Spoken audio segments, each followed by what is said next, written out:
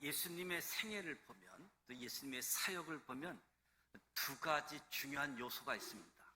하나는 예수님의 말씀이고, 또 하나는 그 말씀에 기초한 예수님의 행동입니다. 예수님에게 있어서 말이라고 하는 것은 단순한 말, 의사소통의 언어 이상을 의미합니다. 예수님 말은 자신의 말씀이기 때문에 말씀을 두 가지로 표현하지요. 로고스, 레마. 로고스는 기록된 말씀을 의미하고, 레마는 나타난 말씀을 이야기합니다. 태초에 하나님께서 천지를 창조하실 때에 말씀으로 창조하셨습니다.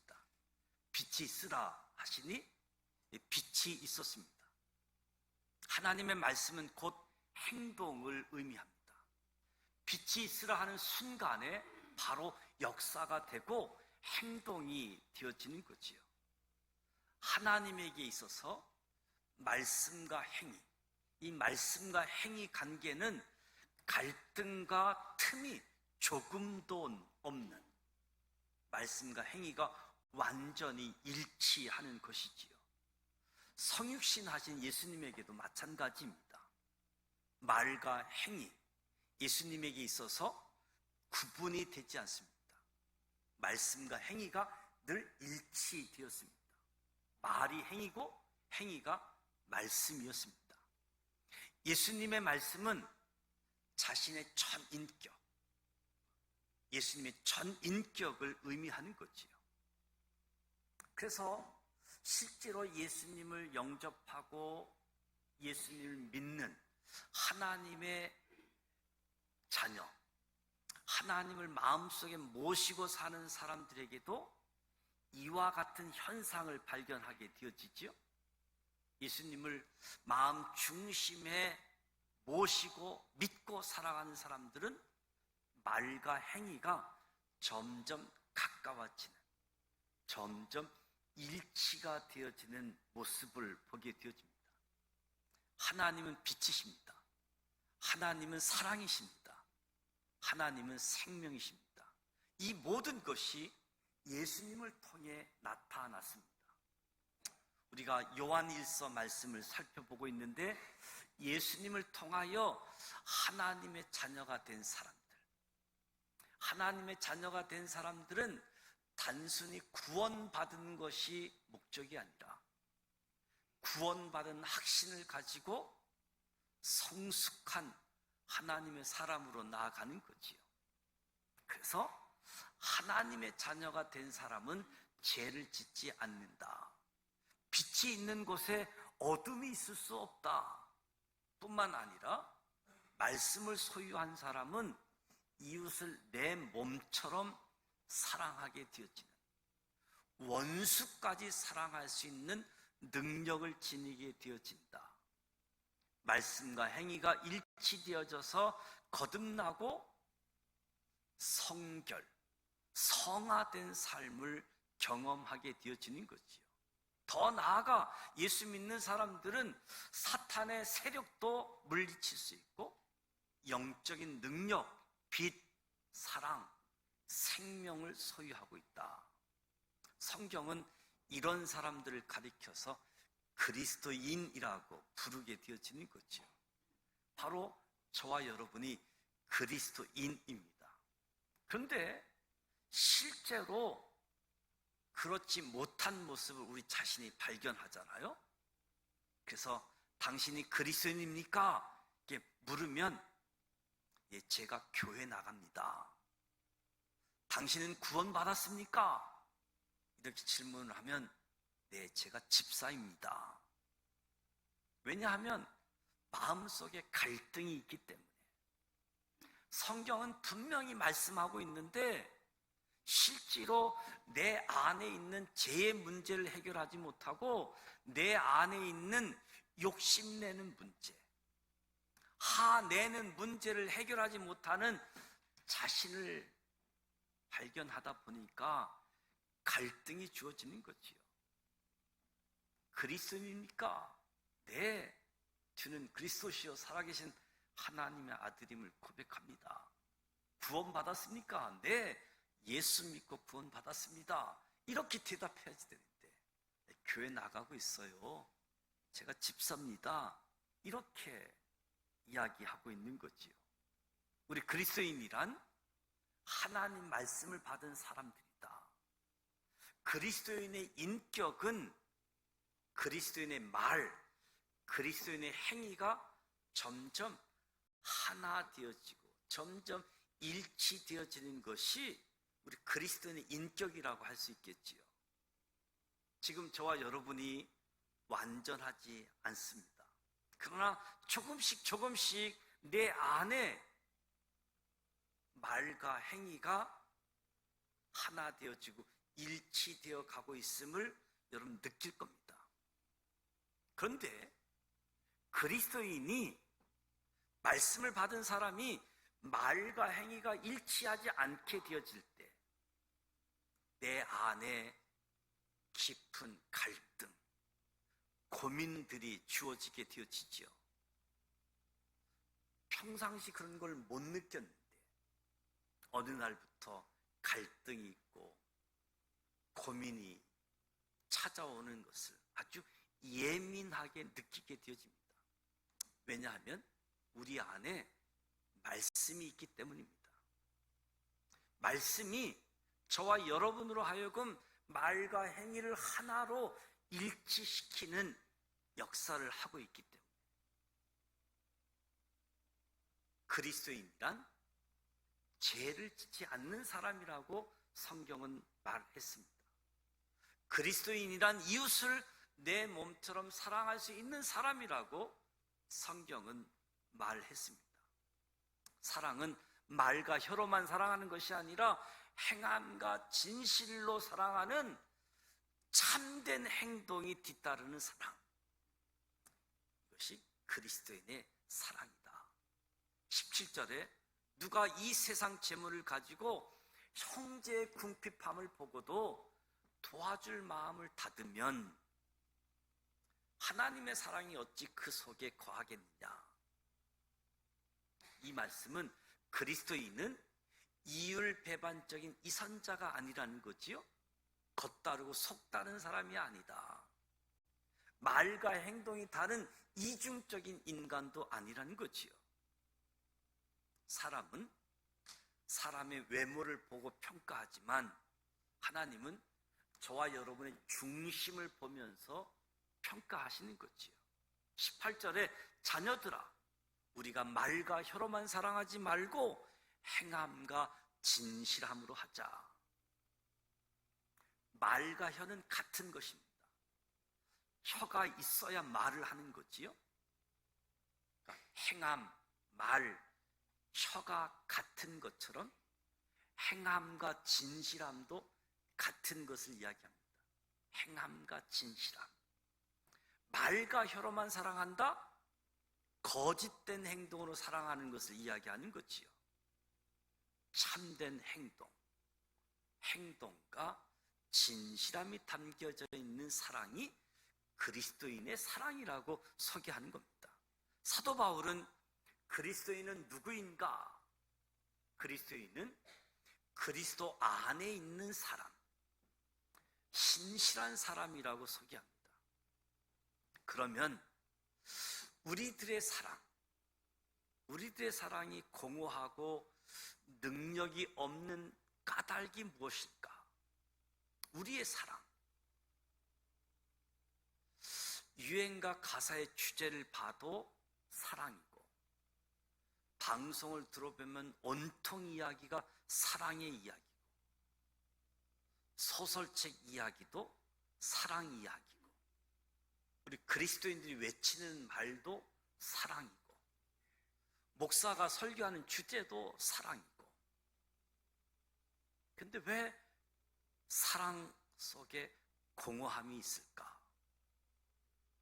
세상에서 제일 흔한 말이 사랑인데 왜 공허할까? 행동이 수반되지 않는 사랑, 말과 혀로만 사랑하고 있기 때문에 제일 흔히 많이 사용하는, 듣는 어느 사랑이 있음에도 불구하고 공허함, 허무함이 느껴지는 거지요. 그러니까 실천이 따르지 않는 사랑은 공허하지요, 허무하지요. 사랑은 말이 아니다. 구체적인 실천, 행동을 요구한다라고 이야기하는 거지요. 말만이 아닌 행동을 요구하는 것. 사랑은 단순한 철학이나 문학이나 관념이 아니고, 사랑은 수고고 아픔이고 고통이, 죽음이 동반되는 행동일 때 능력으로 다가오게 되어지는 거지요. 예수님께서 서로 사랑하라고 하신 말씀이 능력이 있는 것은 말 때문이 아닌 거지요. 예수님의 사랑이 말에서 능력이 되는 것은 자신이 인류의 죄와 우리의 죄를 위해서 십자가에 못 박히셨기 때문에, 예수님 자신이 희생하면서 행동으로 사랑을 보여주었기 때문에, 어떤 의미에서 사랑이라는 말을 더 사용하지 않아도 괜찮을 것 같은데, 이 사랑이라고 하는 행동만 한다면 굳이 사랑한다고 말할 필요도 없을 것 같은데, 특히 저와 여러분은 말로도 사랑한다고 표현하고, 더 나아가서 행동으로도, 말로도 행동으로도. 남자들은 다 행동으로 사랑한다고 하고, 여성들은 사랑한다는 말을 들어보지 못했다고 이야기하잖아요. 근데 어떤 남자는 말로만 사랑한다고 하니까 지금까지 인내하면서 사는 분이 있는 거지요. 무엇보다도 말과 행동으로. 이것이 하나님의 사랑이고 예수님의 사랑입니다. 이사야 60장에 일어나라 빛을 발하라, 이 말씀은 행동을 촉구하는 말씀이죠. 행동하라. 오늘날 젊은이들이 교회를 외면하고 교회를 향해 돌을 던지고 있습니다. 오늘날 많은 지성인들이 교회를 외면하고 교회를 향해서 돌을 던지고 있는 이유가 뭘까? 행동하는 신앙, 행동하는 사랑이 없기 때문에 그런 거지요. 그들의 눈에는 행동이 보이지 않기 때문에 썩은 생선처럼 냄새나는 하련 말잔치, 이것만 보이니까 교회를 외면하게 되어지는 거지요. 누군가 이런 농담을 합니다. 예수 믿는 사람들은 입만 살아있는 사람들이다. 그래서 천국에 가면 손과 발은 없고 입만 동동 떠 있을 것 같다. 그래서 교회 다닌 사람은 참 말들을 잘한다라고 이야기하고 있는데, 우리의 이미지를 조금 잘못하게 하는 거지요. 이 이미지는 행동, 사랑이 담긴 행동. 그러면 저와 여러분이 어떻게 행동할 수 있는가? 어떻게 행동할 수 있을까? 어떻게 사랑이 담긴 행동을 실천할 수 있을까? 쉬운 것부터 시작하기 바랍니다. 쉬운 것부터, 작은 것부터 시작하십시다. 먼 데 있는 사람보다는 옆집에 살고 있는 사람에게 섬길 수 있는 마음부터 시작하는 거지요. 참된 행동을 포함한 사랑을 하게 될 때 어떤 일이 일어납니까? 19절을 보면, 이로써 우리가 진리에 속한 줄 알고 또 우리 마음을 주 앞에서 굳세게 하리니. 저와 여러분이 사랑이 담긴 행동을 하게 되어지면, 첫째, 내가 진리에 속했다는 확신이 주어진다는 거지요. 진리가 누굽니까? 진리는 예수 그리스도. 우리가 작은 사랑을 실천하게 되어지면 내가 진리에 속했다, 내가 예수에게 속했다라는 확신이 주어진다는 거지요. 우리의 작은 사랑을 실천하게 되어지면 우리의 마음이 주님 앞에서 굳세게 되어지는 것을 경험합니다. 굳세다라고 하는 것은 확신을 갖게 된다, 평안이 주어진다는 의미이지요. 사랑을 행동으로 표현하게 되어지면 우리 눈에서 비늘이 떨어지고 진리신 예수님이 보이기 시작하는 겁니다. 내가 주님께 속했다라는 사실을 느끼게 되어지고 주님 안에서 확신, 평안한 마음을 경험하게 되어지는 거지요.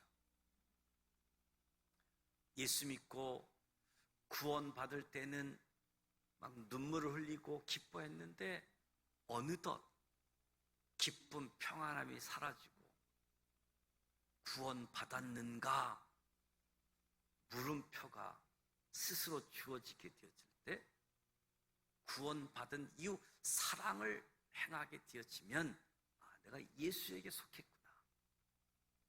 그리고 하나님으로부터 주어지는 확신들, 평안함이 주어진다는 거지요. 우리가 사랑을 실천하게 되어지면 하나님이 모든 것을 아시기 때문에 은혜와 사랑을 우리를 감싸주신다. 20절, 우리의 마음이 혹 우리를 책망할 일이 있어도 하나님이 모든 것을 아신다. 우리 마음이 책망을 받을 만한 그 양심의 가책들이 있잖아요.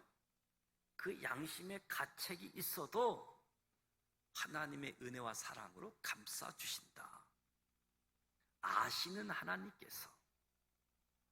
종교개혁자 마틴 루터는 양심이 우리를 억압하고 하나님이 노하셨다라고 할지라도 하나님은 우리 양심보다 더 크신 분이시다. 내 양심이라고 하는 것 물 한 방울 같다라고 이야기한다면 우리를 회복하시는 하나님의 사랑, 하나님의 이로는 바다와 같다는 겁니다. 사랑을 하게 되어지면 양심의 가책이 올지라도 하나님이 아시기 때문에 사랑으로 위로로 감싸주시는 것을 보게 되어진다. 사랑 실천 작은 것부터 쉬운 것부터 하는 겁니다. 우리 교인들은 얼굴 표정도 굳은 표정으로 하고 다니는 분이 한 분도 없으면 좋겠습니다. 누구를 보든지 웃으십시오. 미소 짓는 일에 돈 내라고 하지 않으니까, 세금 내라고 하지 않으니까 다 웃는 겁니다. 따뜻한 미소를 띠면서 웃는 거지요. 가난한 사람에게도 따뜻한 마음을 나누는 것, 이것도 양심의 자유, 평안을 느끼고 하나님의 임재를 경험하게 하는 거지요. 저와 여러분이 작은 것부터 시작하는 겁니다. 그리고 화내지 않도록. 저와 여러분이 예배 끝나고 나갈 때 저와 여러분이 화낼 일을 마귀가 준비하고 있을지도 몰라요. 그래서 마귀가 그렇게 준비할지라도 화낼 시간이 되어져도 그럴 때 화내지 말고 웃자고요. 웃으십시다. 작은 거짓말 하지 말고 그냥 오늘날만이라도 웃는 겁니다. 뭐 큰 사랑이 아닐지라도 작은 것부터 시작하는 거지요. 그러면 웃고 화내지 않고, 그러면 하나님의 사랑을 느끼기 시작합니다. 하나님이 주시는 평화를 느끼기 시작합니다. 하나님의 임재하심을 내가 경험하게 되어지는 거지요. 여러분이 교회 오시다가 보면 청소할 일도 많이 눈에 띄게 되어지는 거지요. 휴지도 짚고 물건이 자기 자리에 가도록 물건도 제 이치에 두고, 그거 한 사람 따로 있는 사람이 아니니까 지나가다가 누군가 물건을 무겁게 들고 가면 같이 들어주고, 무거운 수레를 끌고 가면 뒤에서 좀 밀어줄 수 있는 마음의 여유들, 조금씩 이런 사랑의 구체적인 행동을 해야지 됩니다. 이것도 연습해야지만 큰 사랑을 할 수 있는 거지요. 작은 사랑을 못하는 사람이 어찌 큰 사랑을 할 수 있겠습니까? 우리에게 양심의 가책이 없어지면, 사랑을 하다 보면 양심의 가책이 사라지게 되어지는데, 양심의 가책이 사라지면 무슨 일이 있는가? 담대해집니다. 우리가 왜 비겁한가? 양심의 가책이 있기 때문에 비겁해지지요. 담대해진다라고 하는 말은 언론의 자유가 있다는 겁니다. 우리가 말을 자유롭게 할 수 있다는 거지요. 오늘 저와 여러분이 살아가는 삶의 환경은 하고 싶은 말 다 하지 못하는 그런 상황, 그런 관계 속에서 살아가고 있습니다. 그래서 말은 하지 않지만 그래서 다 알고 있는 거지요. 그래서 뭔가가 불안하고, 그래서 할 말 안 할 말 다 골라서 해야지 되니까 얼마나 피곤합니까? 언론의 자유가 실제적으로 보장이 안 됐다는 거지요. 언론의 자유, 방송, 언론만이 아니라 우리 삶의 대화의 현장에서. 그래서 언론 자유가 막히게 되어지면 무슨 일이 생기느냐? 유언비어가 생깁니다. 사실이 아닌 얘기가 돌아다니게 되어지는 거지요. 관계가 발전이 되지 않고 머물러 있는 정체가 되어지는 거지요. 신앙생활도 마찬가지입니다. 양심의 가책을 받으면 말을 많이 하거나 아예 침묵하거나 둘 중에 하나입니다. 신앙생활에 양심의 가책이 주어지면 신앙생활은 성장하지 않습니다. 머무르는, 정치하는, 아니 후퇴하게 되어지는 거지요. 저와 여러분이 사랑을 하기 시작하면, 큰 사랑이 아니라 작은 사랑도 행하기 시작하면 담대함이 주어집니다. 할 말 다 하고 살 수 있습니다. 언론의 자유, 양심의 자유가 주어집니다. 참으로 행동하는 사랑을 하면 담대함이 있고 기쁨이 주어집니다. 마음의 담대함을 갖게 되는 이유를 22절에 두 가지로 요약합니다. 첫째는 우리가 그의 계명을 지켰기 때문이고, 두 번째는 하나님이 기뻐하시는 것을 행하였기 때문에. 그래서 양심의 자유가 생기고 담대함이 주어지는 거지요. 계명이 무엇인가? 23절, 그의 계명은 이것이니 곧 그 아들 예수 그리스도의 이름을 믿고 그가 우리에게 주신 계명대로 서로 사랑할 것입니다. 오늘 말씀의 결론이지요. 계명이란 예수 그리스도의 이름을 믿는 일이고, 둘째는 서로 사랑하는 일이다.